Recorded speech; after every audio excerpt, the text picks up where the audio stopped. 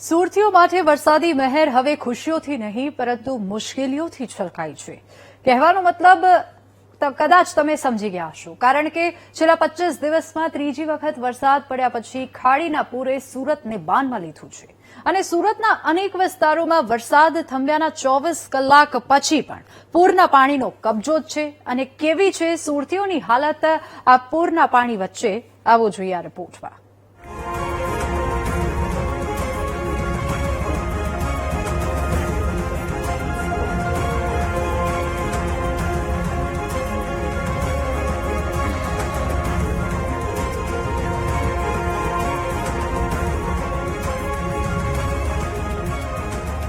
દક્ષિણ ગુજરાતમાં મેઘરાજાની તોફાની બેટિંગ વચ્ચે સુરત શહેર અને આસપાસના વિસ્તારોમાં જળબંબાકારની સ્થિતિ સર્જાઈ છે. ઉપરવાસમાં પડી રહેલા ભારેથી અતિભારે વરસાદના કારણે સુરતની ખાડીઓના જળસ્તરમાં સતત વધારો થઈ રહ્યો છે. ખાડીઓ ઓવરફ્લો થવાના કારણે 25 દિવસના ટૂંકા ગાળામાં સુરતમાં ત્રીજી વખત ખાડી પૂરની વિકટ પરિસ્થિતિ ઉભી થઈ, જેના કારણે સ્થાનિક રહીશોની મુશ્કેલીઓમાં ભારે વધારો થયો છે. આ દ્રશ્યો કીમ ઓલપાડ હાઈવેના છે, જે છેલ્લા 2 દિવસથી બંધ છે, કારણ કે હાઈવે પરથી પૂરની જેમ પાણી વહી રહ્યા છે. આ તરફ ખાડીના પૂરે સુરતના કડોદરા વિસ્તાર અને સારોલી વિસ્તારમાં લોકોને ઘરોમાં જ કેદ કરી દીધા. સ્થિતિ તમારી સામે જ છે.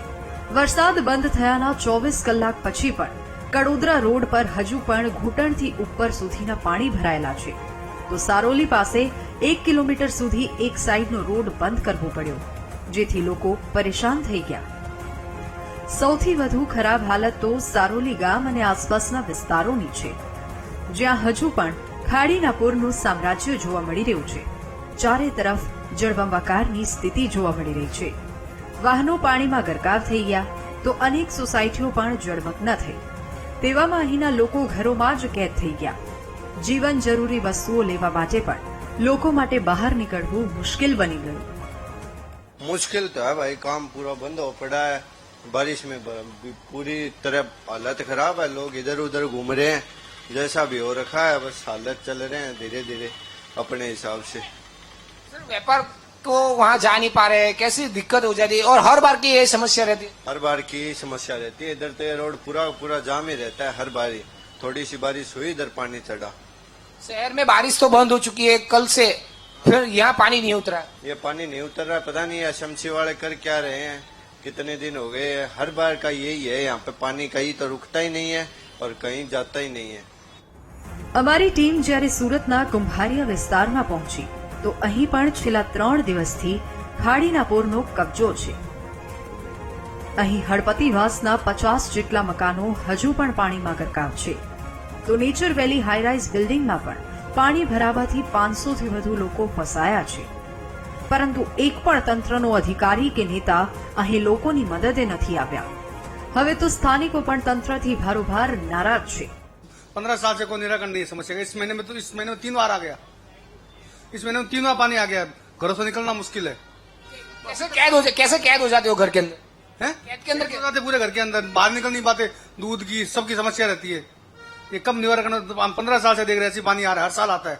सबसे पहले नेचे वैली में कुमारिया नेचे वैली और शाम दोनों पैक हो जाते हैं. ઘર તો આખું ડૂબેલું છે, આખું ડૂબેલું છે. હવે અમે કઈ હિસાબે જીવીએ, અમારું જ જાણીએ છે બધું. એક વાની 3 વારનું પાણી આવી ગયું. બોલો હવે કેવી રીતના કરીએ? હા,